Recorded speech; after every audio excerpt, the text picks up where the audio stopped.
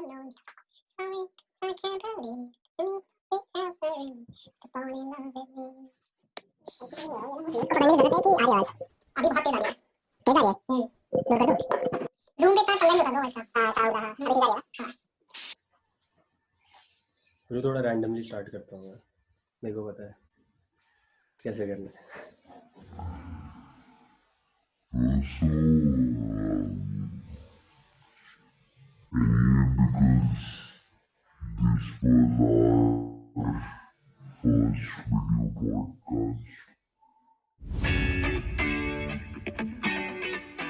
So I think let's get into today's topic.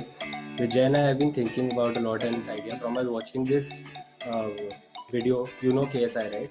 So one of KSI's YouTuber friends called Josh, somebody asked him so a little known fact about you. So he said, I get panic attacks and I have crippling anxiety. So the other person asked about what? He said about my fear of death. Right? So that made me think someone with millions and millions of pounds, whose net worth is so much, someone who's rich, someone who has a very long-term girlfriend, he's probably been dating the same girl for 7-8 years. So I'm pretty sure, I mean that... Are you sure that doesn't give a person anxiety? No, so yeah, I mean, if things seem sorted in his personal life with money and love and everything, and he has a very successful career, like he knows that wherever he goes there won't be any problem. And if someone like that has crippling anxiety, then that made me think about what keeps me up at night and what keeps you up at night. So we decided to go for a podcast and decide on this episode. So I think before I actually ask you what keeps you up at night, is do thoughts keep you up at night? Is my first question. Very honestly, no. Like either. So I'll tell you what. For the past few weeks, I've been having trouble sleeping, right? But it's not. I don't think it's got anything to do with, say, anxiety or overthinking. It's just the fact that I'm making poor choices before bed, which is switching something on my laptop, watching it even when I know that I don't need to watch it, and stuff like that. But yeah, in brief, I still now at least I haven't experienced the fact that there are certain thoughts in my mind that are keeping me up. Yeah, and I think that's very lucky because I mean I can imagine how bad it would be for someone who has trouble sleeping at night, who has all these fucking evil thoughts going on in their heads that night, and that really scares me. That I'm really thankful, honestly, that I don't have trouble sleeping. So, but yeah, even though this podcast is probably going to be called "What Keeps Us Up at Night," but we're both very now we can't name it that. we're very thankful that doesn't happen to us. That's true. So yeah, so what is like your first memory of having like anxiety or any of those panicky thoughts?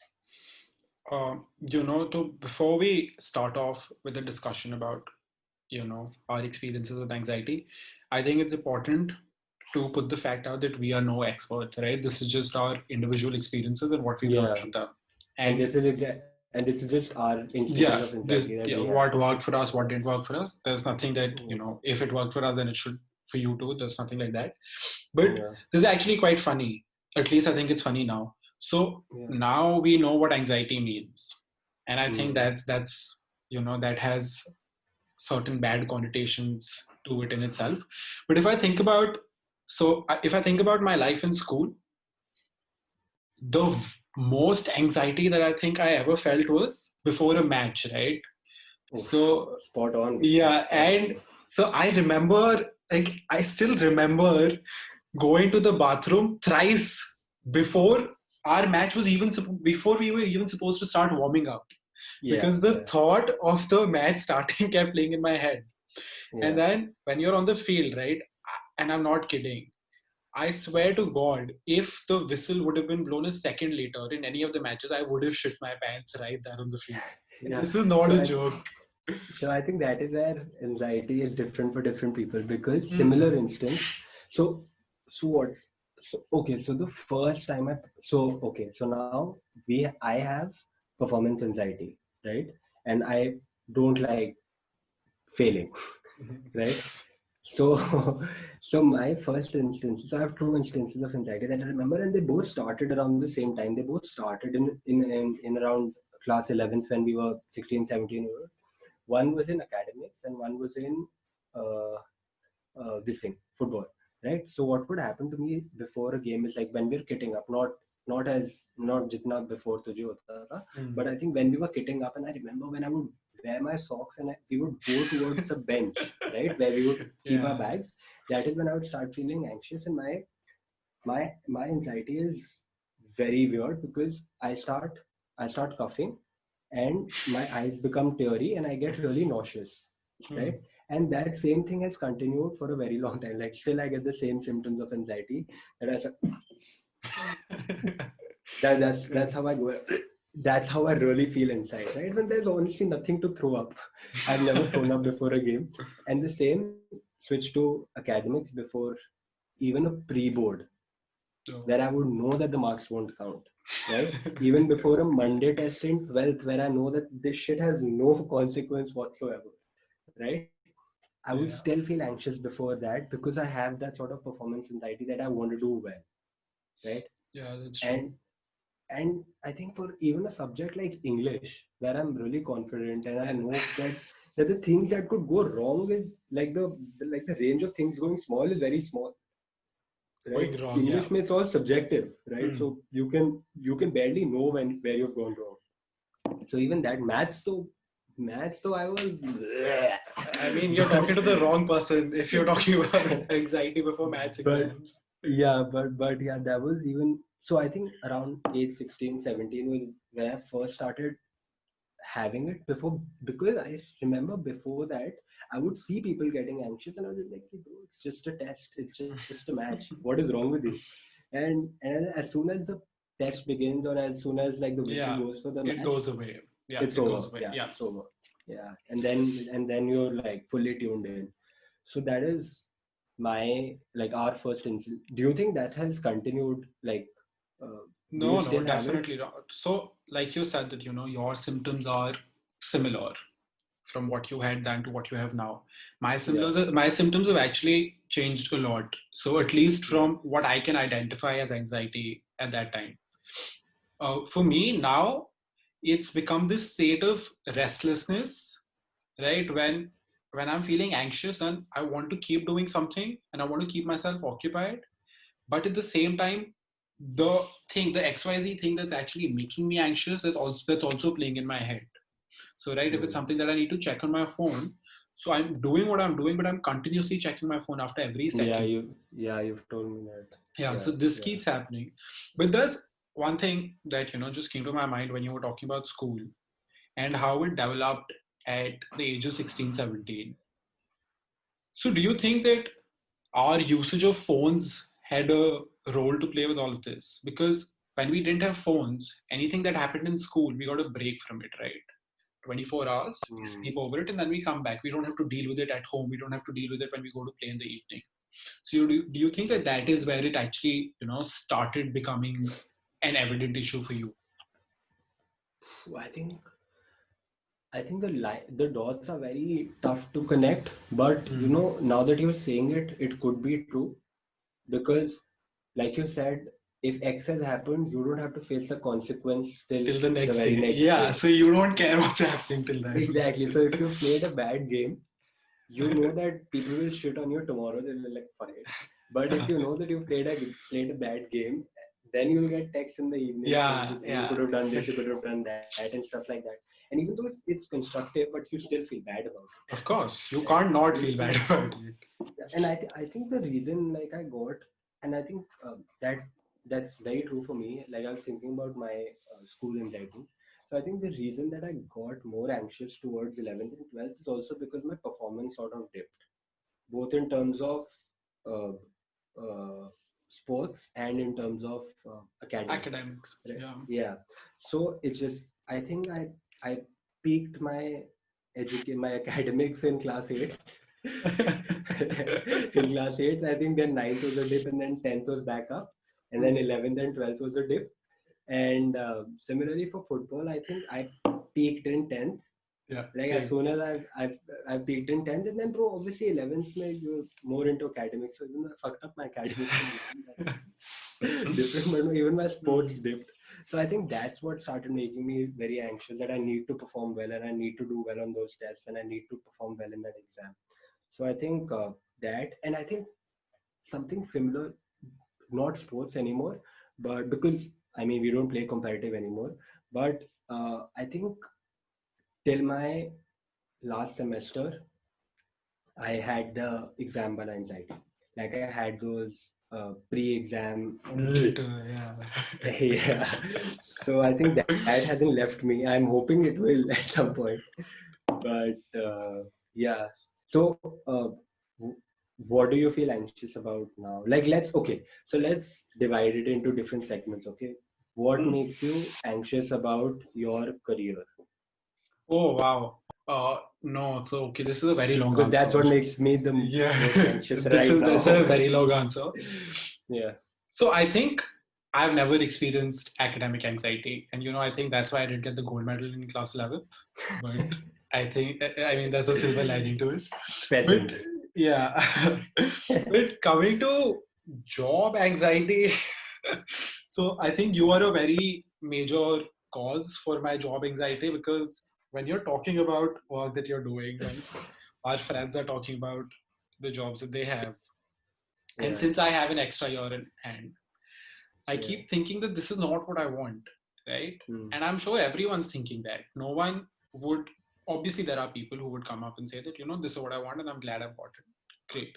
But when I hear about, say the work that has been done, how it's being done, XYZ, again, like this is a very personal opinion. It's not something that I see myself doing and enjoying, right? So I Hmm. keep thinking about what other avenues I have. And then I realize that, oh, even the other avenues that I'm thinking about aren't actually avenues. Like it's all just made up in my head. Hmm. And even if they are actually something, then how do I get there? Because once I start thinking about all of this, I start thinking about what all I know, what all I can do. And then, like, I can't help it, but I always see myself falling short of, that particular hurdle. That fine, this is where I'll actually stumble. And Hmm. then the problem comes out to be the fact that I don't know how to get past that either. So this Hmm. is what keeps playing in my head. Do you And do you think this stems out from the fact that we still don't know what we want to do in life? oh yeah, definitely. I have absolutely no idea what I want to do. And I Yeah, keep I telling think everyone. nobody like I think very few people in our age group know No what they one want to from do our in their circle, I lives. think, knows what they Yeah, want to do in their definitely, lives. definitely, Yeah. definitely. And that's Because I think comforting. it's too early anyway. Yeah, I mean that's not what troubles me, that I don't know what to do in my life. But I think what troubles me is job. I think is separate. I don't know whether I want to do it or not in the next 10 20 years, but I think no one ever knows what they want to do in the next 10 20 lives next 10 20 years. Yeah. But I think what makes me anxious about my career is reaching the potential, right? Since like a very young age, we've been told, and over the years we've like when we've become mature enough, we know that we have certain potential, right? And the thought of not being able to reach that potential is very troubling, You peaked in right? eighth grade, one, and you reached the potential. Yeah, so my peak potential was scoring a 10 in eighth. Then shoo. But but yeah, I think the potential thing, and I was discussing it with Arman also the other day. We were talking about the same thing, that we know that we're destined for a lot of great things, and I'm sure that we would be able to reach that. But पता नहीं कैसे होना है, कब, Yeah. when and how it'll happen, and I hope it'll happen, because I mean that if Yeah, is the problem. it's not the when, Yeah, it's it's the the if if. that's the problem. I can wait for as long as you want me to wait, but if it's not going to happen, then I'm sorry, that's Yeah, not something that I'm equipped to deal with. yeah, And because you know yeah, what? that's what So, scares me. yeah. And like you said, that, people don't know what they want to do in the next 5 to 10 years. Very frankly speaking, I don't even know what I want to do in the next 5 to 6 months. just because I have college, so I know that that's what I'm supposed to do. But other than that, I have no idea. And that's also bugging. Pillowtalk takes off. We Of drop course, out. all of our friends listening, the 200,000 listeners. So we drop out. But yeah, I think other than that, is there something in like your work / career side of things that makes you anxious? No, so again, like you mentioned earlier, right, that we've been pretty lucky in terms of our experiences with anxiety. And I'd say that, that's trickled down to general life for me as well. Because I've had experiences with anxiety, I've felt that restlessness that I was talking about, and the feeling of something going wrong in my stomach, but it's never been a major thing for me. Like it's Hmm. always happened about, and again, like for me, anxiety has been about very little small things in isolation. So for Hmm. me, dealing with them in that moment is difficult, yes, but over a longer period of time, they thankfully haven't affected me so much yet. I think before we jump into how we cope with these thoughts, what like okay, let's jump on to the other aspect of our life, which is what all aspects of life do we have there? We have work, we have personal love life. Do you have any anxieties related to that? No, I don't have any anxieties We'll act. related to Don't worry, that. it's a safe space. We'll act as if no one's listening. No, but very honestly, again, like this is again quite lucky that I don't have any anxiety relating to say my love life or even my friends for that matter, Hmm. right? That I think we all of us have been lucky in that aspect, yeah, that Touchwood, that we've found like a great set of friends yeah, who are that's very true. supportive and stuff, and will be listening to this podcast. So if you're listening to this podcast and you've Then reached you at are this that point, friend. You are you that have to friend. text us. You have to text us or comment on our YouTube video saying I'm your true friend. If you reach to this point, put it in inverted commas. Put it I'm a true friend. So then we'll know who's actually listening and who's not. I feel I'm too young to worry about it. But then again, at the same point, it makes me feel ki, bro, it's really not that far away. I mean, since I've been like, we all want to be busy in life, and since we're going in a direction where we're figuring out what we want to do in life, I think this takes a back seat. And sometimes I think Yeah. about what if it takes a back seat for a very long time. So I think even though it's all in fun and games, I don't think it really affects me that much. But yeah, I get these random abstract thought at times. So yeah, what other aspects of life do we have? Oh, the major aspect of life, Jai Malhotra, Health. health. Yeah. I Let was me going to get to come to it. that. Let me get to it. I think the reason that my performance anxiety for my academics and other things dipped is the reason, like, is in conflict with the fact that my health anxiety has peaked. I think I've stopped giving a shit about performance and more Performance. about what my Being health is going to healthy. be like. Yeah. Yeah. So I think that, and I think that stems out from a very relevant thing that I had like a bad instance with my health where I wasn't very active for a month, maybe two, and it took me a long time to recover. And that is when I started feeling anxious about how much are like before that, even though we've heard and we've read at too many places that health is wealth, health is the most important aspect of your life. As kids, you never really think about it. You're like, Yeah. health, आगे That's जाके true. देखेंगे. You're never gonna get unhealthy at 21. Hmm. So when at 20, I got that out of nowhere. It was just out of nowhere. One day I was working out at the gym. The next day I'm fucking lying on the bed. So it came out of nowhere, and I think that's what made me really anxious about the uncertainty of how it can strike at any point, and b, how crippling it could be in the sense that you're literally on the bed and you're unproductive for the next XYZ number of days, and that's what really makes me anxious, being unproductive, Yeah. right? If I feel that I'm not doing anything productive, if I feel like I'm not busy enough, if I feel like I'm not doing XYZ, ये भी होना चाहिए, ये भी होना चाहिए, ये भी होना चाहिए, and my mind is not running everywhere, then I feel very uncomfortable. If my mind is stuck somewhere in one place, then I feel really uncomfortable. And I think again, the reason my performance anxiety got down, my health anxiety took precedence over it. कि bro, health ज़्यादा important है, and keep your health in hand, and rest would all be sorted out. And I think because of my instances, I think I've sort of passed on some of my health anxiety to you too. Yeah, I know. So again, like I haven't had, any issues with health till now. Touchwood. So yeah, touchwood. But I have heard what happened with you. I've heard what happened with a few of our other friends. And that obviously, so in the beginning, I felt that acha theek hai yaar, ho gaya na. It can happen to anyone. But then later, obviously, as you know, as you also grew to understand what was happening more, what you told me about what was happening also, changed. And that way, I genuinely, like, this was a very conscious decision that I made, that if it can happen to my friends, then there's nothing that's stopping it from happening to me, right? Yeah. And because at one point I remember I was extremely unhealthy, right? So like there was this point in between where I wasn't working out, I was eating like shit, like I was ordering out every single day. Yeah. And I was just sitting on my bed. Like even if I was working, I was sitting on my bed and working. And then, it was just this switch that you've got to start doing something.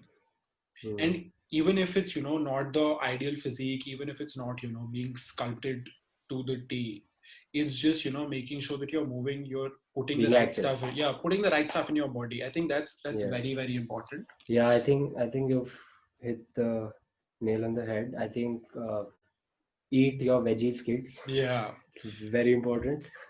If I could go back I think 10 years in life and apologize to my mother for feeding me all of those things, then I would do that. 100%.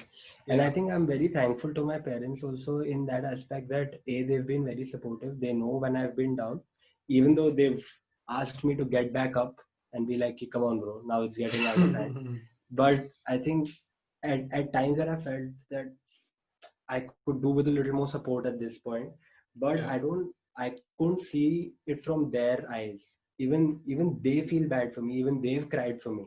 And that's normal. Like, they're empathetic people, that will happen. And I was just not willing to look at the empathy that they were sharing. Right? I was just thinking of me, and why it has happened to me, and what did I do wrong. And because honestly, it didn't stem out of anything. It came out of nowhere, and that's what the doctor told me as well, that bro, कुछ कर नहीं सकते तुम. Unlucky, yeah. So and again, I think over the course of these 1.5 years since I've been diagnosed with this stuff, I think I've embraced gratitude more, in the sense that I've started feeling more thankful about stuff. And like I was telling you the other day, that just a simple thought of having the means to purchase a vegan cake brought a tear to my eye. That I'm so happy about it, that I'm so thankful to God and so thankful to my parents that I can afford the stuff that's expensive. And I'm very privileged in that sense, that my life, like what is that called? I think the thought of gratitude about very small things has what has seeped into my life. Has what come into my life in the past 1.5 years, and the quality of life. and I'm very thankful to both God and my parents for giving me this quality of life that I have right now. And again, we are privileged and we know that. Yeah, that's really true. So thanks mom, thanks dad. I know you're not listening. If you're listening, I'll text uncle auntie to comment that they are your true friends. And if you're listening, type in I'm a true friend. So if you type I'm a true friend, then I'll eat 2 days of ghee back to back. You don't have a choice anyway, man. Like, you don't have to pretend like you don't have a choice in the podcast, because you don't. But like, obviously, experiences of the people around you have a major impact on how you conduct yourself also. Hmm. And if it doesn't have an impact on you, then you need to reassess how you're living. I'm sorry if Yeah. it's being blunt, but you obviously need to be in good company, XYZ. You need to take inspiration, motivation, blah, blah, blah. And you need to talk to your friends, most importantly, Yeah, because you have to realize that you're all maturing up and you all have your set of issues. That if you exactly. talk about, you'll feel more empathetic towards other people, and also you'll understand how others feel about certain things and what steps they are taking to make it better, and you can implement it without that situation happening in your life, Yeah, right? yeah, that's really true. So like we mentioned that we would put this off till the very end. When you do feel anxious nowadays, like be it health, be it job, XYZ, how do get yourself to cope with it? I think honestly, uh I uh I had gone for therapy once Mm. when I was unwell, and I was talking to the therapist. But then I think we're so regressive as our society and individually as well. Like I just I couldn't get myself to go again, and that's a personal issue that I have. And I think I know where it stems from, because we go to people, we talk to people when we're actively dealing with something, right? We don't deal with Mhm. passive thoughts, we don't deal with Yeah. subconscious thoughts in our mind, right? Mhm. So I knew that when I was actively unwell, right, when my disease was like, oh, let's fuck him up, at that point I was very keen on going to the therapist. But as soon as I got slightly better, i I released the gas button on it. Now I'll relax, I'll think if I Yeah. want to go. So I think we deal with our active thoughts, but we don't deal with our passive thoughts, and that's a problem with me that I have to work on. Other than that, I think she gave me good tips with respect to like a few breathing exercises and stuff. And other than that, I think what's sort of worked for me is preparing a journal. Like I'm not an expert, and I was just reading off Google and stuff Google. about Yeah. cognitive behavioral therapy, Yeah. CBT. So if you want to read about it, you can read about it, where you basically write stuff down and how you deal with it. So you basically, how I journal is, I don't journal on a regular basis, and I don't think I will, because it takes away, like it becomes a task for you then, right? So I do it when I'm feeling extremely bad about something, or when I'm extremely anxious. So I write down what has happened, what emotions I'm feeling, and then it switches to what positive thoughts I can think of right now. So eventually, when you think of those positive thoughts and you think of all the progress that you've made in life, how you've come to this point, then it automatically shifts like your brain into Focus a to place other where, things. yeah, Yeah. where you're again in line with gratitude and positivity and stuff like that. So I think that is how I try to cope up with anxiety. But other than that, I have anxiety when it comes to exams. So thankfully, no exams for a while now. So how do you deal with your episodes? So, a majority of it is done by ignoring the fact that I'm feeling something. And But just sleep over it. या कि ठीक है अब तो हो रहा है Always, देखा always. जाएगा कल सुबह सो देखते जाओ, हैं हाँ सो जाओ. right. And that a major part that a major thing that actually helps me is burning off this negative this anxious energy. So if I'm ever feeling very anxious, then I just try to you know move my gym time, or the time that I'm going to Hmm. play accordingly. Like I said, like it's small things, right, which happen. So if I know कि अच्छा ठीक है सुबह कुछ हुआ and that's just making me anxious, then I'll see कि ठीक है शाम तक if it's still bothering me, then 5 p.m. I just step down, go Hmm. work out. That usually helps me. But the Yeah. one thing that has worked the best for me is meditation, Hmm. right? This is something that I suggested to you also. Yeah. And one thing that I realized while I was doing it was that we don't actually know what meditation is, because I Hmm. was lucky enough to have my mamu who is a licensed, yogi, and he knows how to do all this Instructor. stuff. Yeah. So when I went to him, he asked, the first question he asked me was, "Ki, what do you think you're supposed to do when you're meditating?" And my response from all the yoga classes in school where we were supposed to, just lift ourselves up in the air and swing our bodies, and Asha is sitting there and giving us the death stare. So I said Yeah. कि एक ही चीज तो थी, you were not supposed to think about anything. And he Yeah. said कि no, that is where you're wrong, because you're starting at the wrong place. And meditation Yeah. isn't that you're not thinking anything, it's about you thinking about every single thing that's possible.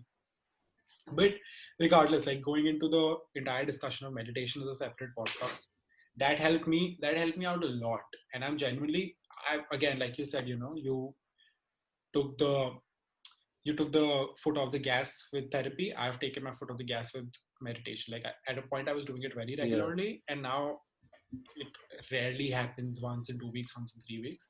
So that's something that I need to start doing and start making it a part of my routine. I think what where the where there needs to be a shift in our society is where people actually come out and talk about what makes them anxious, right? I know it's tough because we live in a society where that could be easily exploited, right? But I want to know what makes Messi anxious. I want to I know. can tell you what makes them anxious. I want to know what makes Modi ji anxious. I can tell you what makes him anxious. I want to know if not having a Hindu Rashtra makes him Of course, anxious. that's what keeps him up at night. I want to know that. So I want Elon Musk to come out and tell me that I'm fucking scared that my Tesla won't work. Like I want Elon them Musk to is come very out. vocal about it. Yeah, but I get what you're trying to say. Yeah, I want these people to come out and talk about what really makes them anxious, and I think that is one step that we can all take ahead as a society, and that will basically open more means of discussion. And I'm very glad that there has been a lot of opportunity for people to speak out about their episodes with anxiety and their episodes with mental health and their struggles and all. So I think that's one step that we've taken as a society, and I think that's great. And I think the next step that we could see is possibly seeing these successful people talk about what makes them anxious. I think we've taken a step in that. Yeah, of course. I think we are the Successful pioneers people. we are the pioneers in this particular aspect of it. But just a slight deviation from what you said, that of course the famous people, when they come out and talk about anxiety, then that makes a lot of difference, right? Because so many people are listening. But Yeah. if you talk about it in, say, day-to-day circumstances, then I do feel that the first step shouldn't be. I'm pretty sure you didn't mean this either, but just to put it out there, that the first step shouldn't be to make it public. The first step should be to talk to people that you actually trust and can confide in. Because Definitely. after the Sushant Singh Rajput suicide happened, we don't know what it was. So there were a lot of posts on Instagram ki, oh, if you are feeling something XYZ, then please talk to me. I'm always available. It doesn't work like that. Yeah. If someone in my college who I follow on Insta and I've spoken to them once and they see my story कि ये कह रहा है कि मुझसे बात कर ले, तो उसके दिमाग में ये नहीं चलेगा ना कि हाँ यही बंदा मेरे को ठीक कर देगा. So that way I feel that you need to have a network. So we're talking about students, we're talking about people who are working their jobs the last 5-10 years.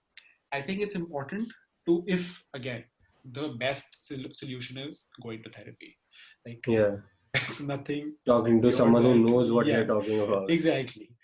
But if that's not something that you want to explore, then I would suggest talking to people that you're close with, talking to people that you trust, because that is genuinely something that, takes a load off your head, and no one should live with, that amount of stress, that amount of just that pressure that, the moment that you open your eyes, you start thinking about something that can go wrong. So that's not how you would want anyone to begin their day. Yeah, and I think if you're feeling what Jay's talking about, then please get in touch with someone who can help you, someone professional, or just confide with someone who you really, really trust and whose words could be really helpful to you. And I think, again, if there's something that we've spoken slightly bluntly about mental health, then please tell us. We're there in the comments or we're there on Instagram. And I think if you want to listen to more of our actual episodes where we've actually had instances with anxiety, then we'll talk about that also, because sometimes they're very, very minuscule, in a sense that they shouldn't make you anxious, but they do. Yeah. So we can have an episode on that as well. But I think other than that, thanks for tuning in again, because this is our first episode, video episode. I'm Manan Kalra, that is Jay Malhotra, and yeah, so tune in for episode 15 very soon. This is episode number 14. Well, that's really